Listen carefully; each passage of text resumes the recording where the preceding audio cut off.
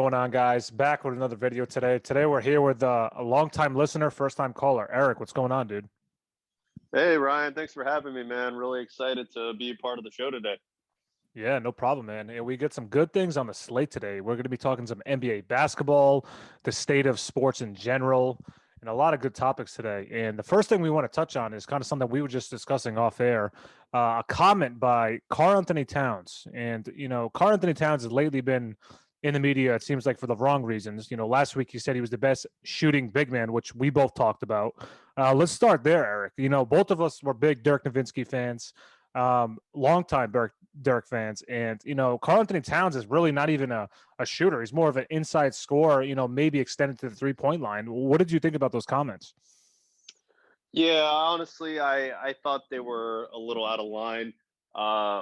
I understand you want to be confident, and Karl Anthony Towns is an exceptional talent, but Dirk Nowitzki is in rarefied air. I mean, he's a top 75 NBA player of all time. He's got over 30,000 points. He pretty much set the standard for big men who can shoot threes. And he played on such a high level for the majority of his career. He was a league MVP, an NBA champion, an NBA Finals MVP. You really can't put yourself in that category at all. He's in a league of his own. So I do not agree with what Karl Anthony Towns said at all. And like I said before, I think he was a little out of line. Yeah, it's weird with Karl Anthony Towns because a couple of years ago, me and you used to actually really like Towns. He was one of our favorite players. And then all of a sudden, something switched up where he started either talking more or playing less, or combination of both. So he started missing a lot of games. He was out with that broken wrist, and then all of a sudden came back and started like anointing himself. And now he's discussing that he had an interview with Aiden Ross saying that winning doesn't count. Well, stats don't count unless you're winning. And, based on his track record on the Timberwolves, I think they've only made the playoffs one time, and it was that Jimmy Butler assembled team, which, was a pretty good squad, but they didn't make it very far in the playoffs. I think it was a first-round exit.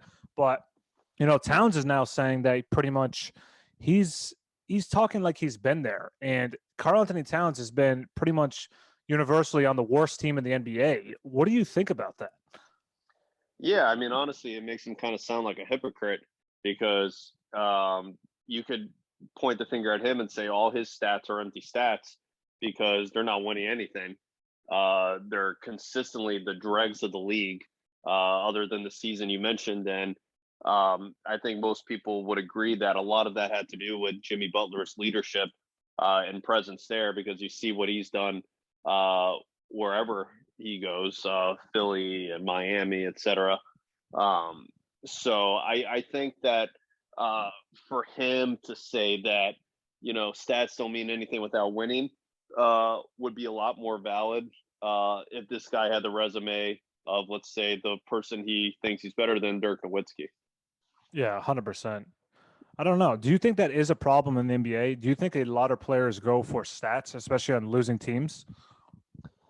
Yeah, I do. And, I can't really blame them because I'm sure that a lot of these players are looking at their next contract, and rightfully so. There's a lot of money to be made in the NBA if you pad the stat sheet there. So a lot of these teams, they say, hey, this is a double-double guy, consistent double-double guy every game. They may ignore the fact that, his team was 20-62 or whatever the year before, but they see the stats, and then bam, there's a 4-year, $100 million contract. So I think stats are definitely chased to that degree, more so now than it was when contracts were not nearly the same. Yeah, that's a good point because I think to an extent in every era of basketball, guys have tried to get stats. Like you can't tell me that, we always look at Russell Westbrook as the clear leader of stat padding, and universally he's known to, push teammates out of the way to get a rebound, to get a triple double, or make sure he passes to someone that has a clear shot. But I don't think this is anything new with basketball. And maybe it is more so now because, like you said, the massive contracts that they can get. But I think even before, like, you can't tell me a player Michael Jordan, for example. Michael Jordan, one of the best scorers ever, probably the best scorer ever. There was probably games where he's like, oh, I'm about to drop 40. I want to make sure I have 40. Don't you think that was a thing even back then? I think it's a thing in any era, but I just think it's more prevalent now. I think teams, and I could be completely wrong. I think teams or players as individuals are more focused on them now than the team concept, and that's not to say for everyone. There are exceptions, but I think that more players in this era are focused on stats first, and then winning is great if it happens.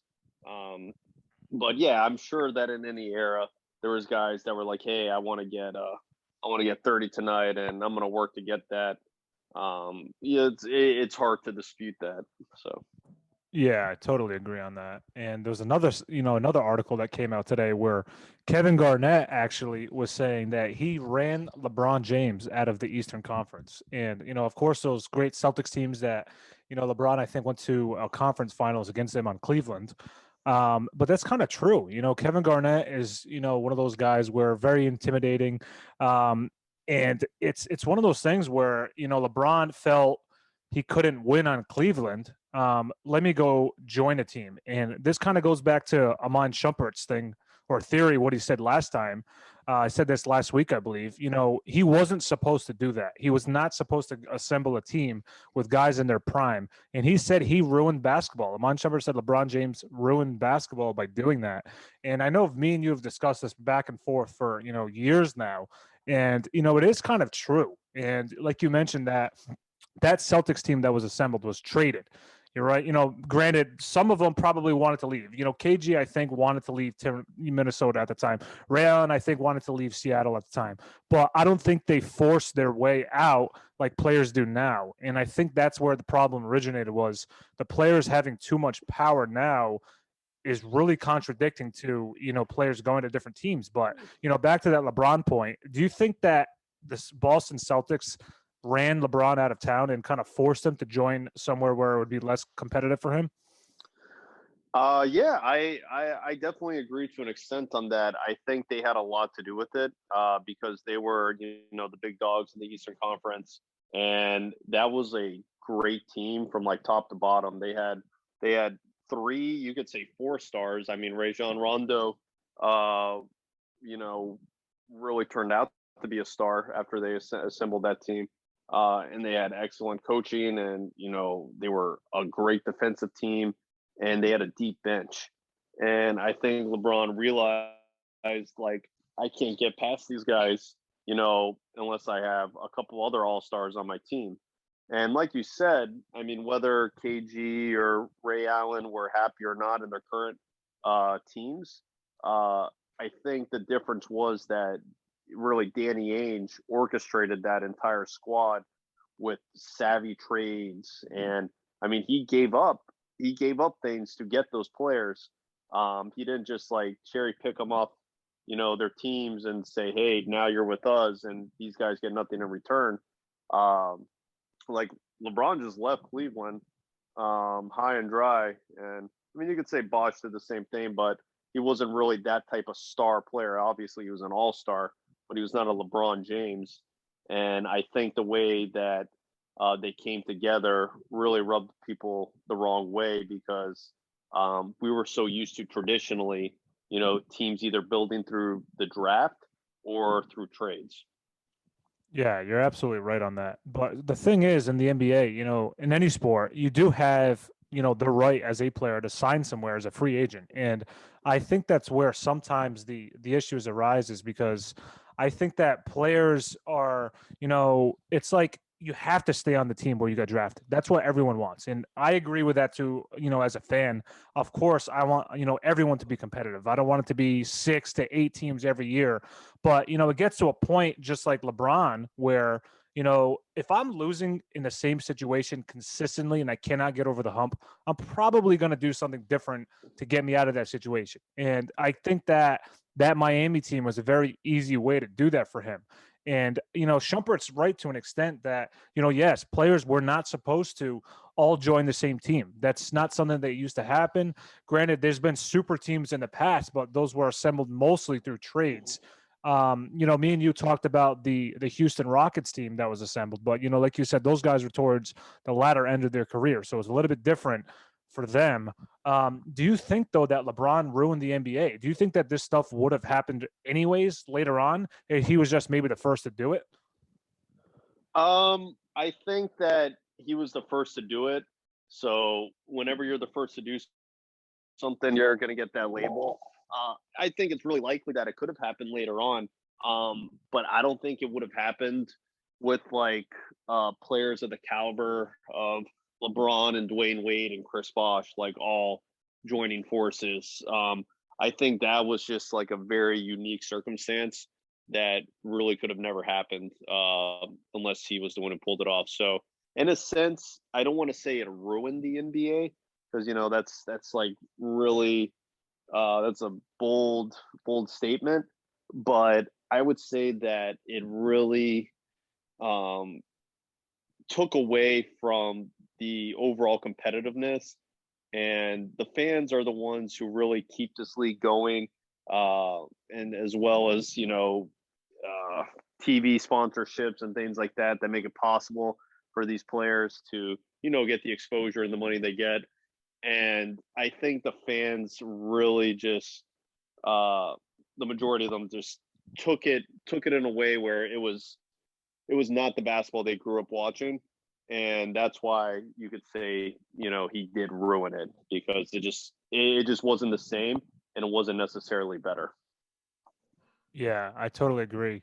And let's talk about the state of the NBA today because there is a couple super teams, but I like the way basketball's going because if you look at the Western Conference this year, it's pretty much teams that are assembled through the draft. You got Golden State, them they pretty much drafted all those guys for the most part. You got the Phoenix Suns, they've been bad for years. Finally, the last couple of years, starting to turn it around, mostly through the draft. Almost all of it's through the draft, besides a couple of role players. You got the Utah Jazz and the Grizzlies. That's 1, 2, 3, and 4 in the Western Conference, all built through the draft. And I think that's starting to be a trend we saw last year in the Milwaukee Bucks. Yes, they signed Drew Holiday, but Giannis and Middleton were there. Those are the teams that they've been with. They didn't sign these star free agents, and I think it's starting to be a trend that you can be on one of these teams and still get a championship. I think it's drifting a little bit more from what LeBron did with Miami, because look what happened this year. Look what happened with the Lakers this year. They're 16-18 with a team that he virtually assembled, and it's starting to look like it's not working. Like it's not going to work long term for this team. And I think teams are realizing this. Sometimes it's not that easy just to add a bunch of superstar players to one team and expect them to coexist. What do you think about that? Yeah, that's a great point, and I think a lot of what is determines a player's legacy is the journey he takes to like obtain success. So I think that's why there's so much like um emphasis placed on, we can use Michael Jordan as an example of like what he did, because everyone saw him struggle to get over the hump. He came into the league on a really bad team and was going against powerhouse teams, and he when he realized that he needed to get over the Detroit Pistons to win an NBA title, he didn't recruit other players to join up with him. He worked on himself, he worked on his body, and he physically built himself up. And that's just one example. That's why I think so many fans connect with like the player's journey to winning a title, like how Kobe won 2 titles after Shaq left. So when you see teams, obtain the ultimate goal of winning an NBA championship without that um, added star power through free agency and joining up, and they built through the draft, and maybe added some key pieces through free agency, whether it be role players or key contributors. I think that really resonates with the fans a lot more. Yeah, that's absolutely true. And it's all the player's journey. And I feel like, for the most part, now in the NBA, that's starting to be the common theme is yes, the Nets, of course, assembled their team. They're excluded from all this stuff. But there's a lot of other teams, like I just mentioned, those teams above that are on the uptick, and they've pretty much drafted all those guys. And I think that's what fans want to see is, the grind between drafting a team, watching it grow, overcome obstacles the first few years and turn it around, kind of like the OKC Thunder, when they kind of got assembled. The Yep. problem is, though, with the NBA now is it's like, we talked about this, a couple of days ago with Jason Tatum and Jalen Brown. Those two players, I think any team in the league would want to have. They're young superstars. Mostly they can do both sides of the court. Jalen Brown does a little bit better on the defensive side of the court. But, the thing is, it's like they kind of have this shelf life on their team they get drafted. It's like if they don't win within the first 6 years, they're probably going to leave that next contract. And what do you think about the state of certain teams like the Celtics or, the Trailblazers that have been just stuck in kind of in the mud the last few years? Do you think they need to make crucial changes to those organizations? Yeah, I do actually, because it gets to a point you can only be a contender for so long before you have to like look in the mirror and say, hey, what we have is not working. Yes, we're a good team, but you don't want to be a good team. You want to be the best team. And that's why we play sports. So I think those are two perfect examples, Boston and Portland, where, you know, Boston has Jalen Brown, Jason Tatum, two superstars, so to speak, and it doesn't seem to translate to winning. Maybe because they're just not the right fit. Maybe they don't have the right players around them. But in that type of situation, I personally think the best move is, as tough as it may be, you might have to part with one of those guys, whether it's Tatum or Brown, uh, and really just bring in a boatload of assets for them. You could get both of them have tremendously high trade value. You could definitely get first rounders out of them. You can get other, top talent, maybe not quite as good as them individually, but collectively, like pieces that could complement, say you trade Tatum, bring in extra pieces that can really complement Brown, bring a couple picks in. I think that's the moves that your organization has to make to be successful. Do you think that that sometimes though can turn into a repetitive rebuilding process? Because I've seen teams over the years that have had these great players and they haven't won, and they ended up just trading them, and they kind of just been stuck again with rebuilding. Like for an example, we've seen the OKC Thunder. Granted, they've made a lot of moves over the last couple of years, but they've loaded up on picks and picks and picks, trading all these guys. Like when are they going to get better? Because they're still probably top five worst team in the league. They've been doing this for a few years. Like, how long does this process take? It's like it's getting to a point where, these guys got rid of everybody. Same thing with the Rockets, like the Pistons, the Magic. I don't see any of these teams getting better anytime soon. And they're kind of doing that. They traded Vucevic. The Rockets traded Harden. They almost traded everybody that has a pulse on those two teams. And I just think they're going to be worse for years. It's like at least with those other guys, they were a little bit competitive. And I just think now with, the departure of those guys, it's like you're kind of just there. Yeah, I think luck has a lot to do with it, because the reason why, teams rebuild is because they hope to then draft like a generational talent. And sometimes that doesn't work out. So sometimes you think you draft the right guy, and then he ends up being a bust, or you don't quite get the lottery pick you thought you were going to get based on your record. So I think teams like OKC and Orlando are really stuck in that right now. They're not performing well, but they're not drafting well either, because the purpose of the rebuild is to then get young top talent in the draft and develop them. And we saw that several years ago with Philadelphia, where they were just like horrible and horrible. And it worked out with Joel Embiid, but it hasn't really worked out with Ben Simmons or Markel Fultz, or Jahlil Okafor, which were the guys that they were supposed to build that squad around. They got really lucky, with Embiid, because he's generational talent. But these other teams, OKC and Orlando, for instance, are not. Like you could say the Knicks, for instance, the Pelicans. Who knows? It remains to be seen with them if Zion, can play the way he showed he could, or if he can stay off the injury report. So I think luck has a lot to do with it. Yeah, absolutely.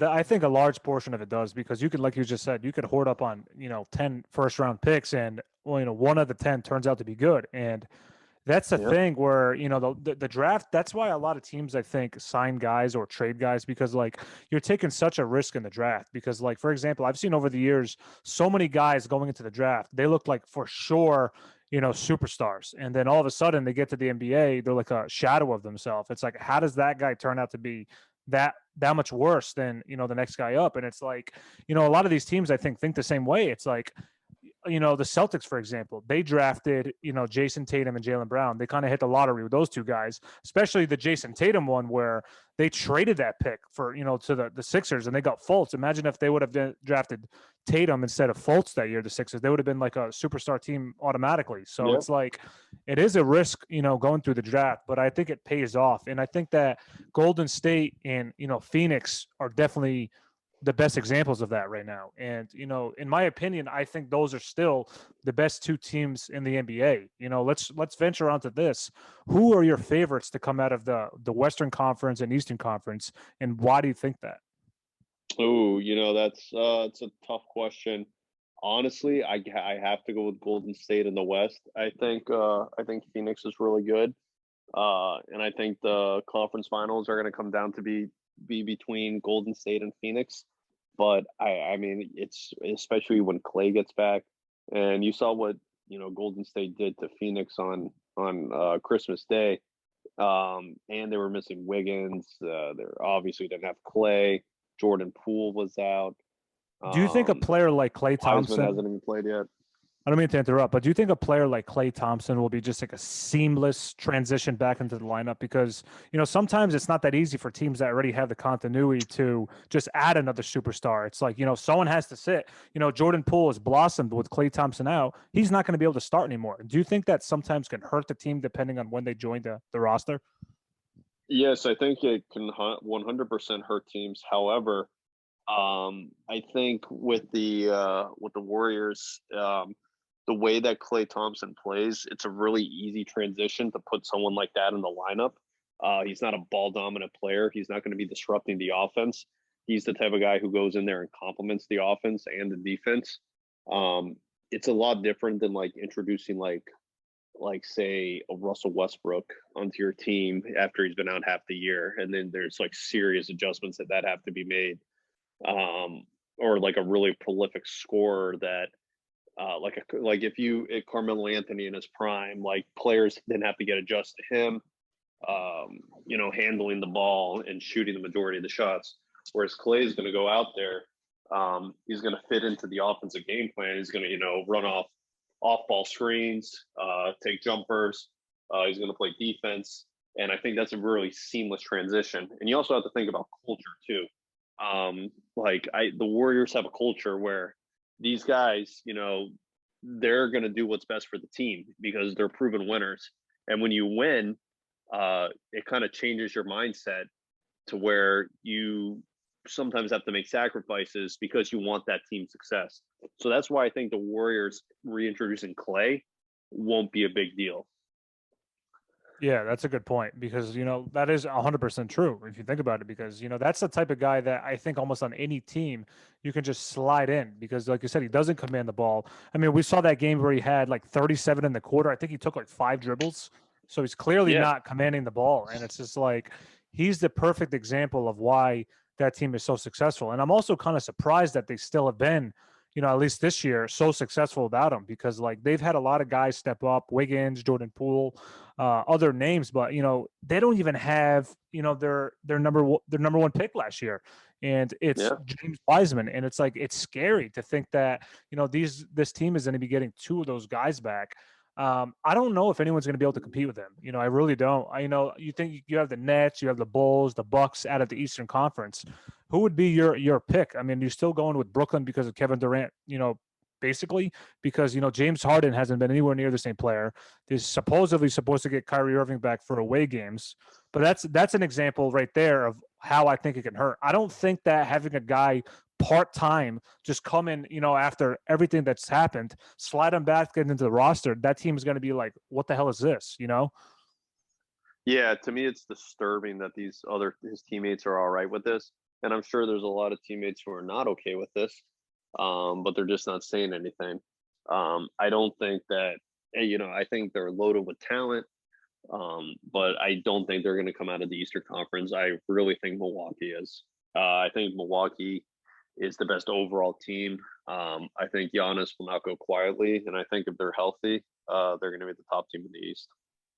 Yeah, yeah, absolutely. And there's teams that, that we've mentioned that have been, pretty shocking. The Atlanta Hawks, for example, they're 15 and 17 on the year. Last playoffs, I thought they were for sure going to be a top 5 seed minimum, and they have a losing record. Celtics, losing record. Knicks, well, we thought the Knicks were going to be so much better. They were in the playoffs 4th seed last year. They're the 14th, I think they're the 11th or 12th seed right now. They're 15 and 18. It's like, a lot of these teams where I thought were going to be significantly better have just turned out to be poor.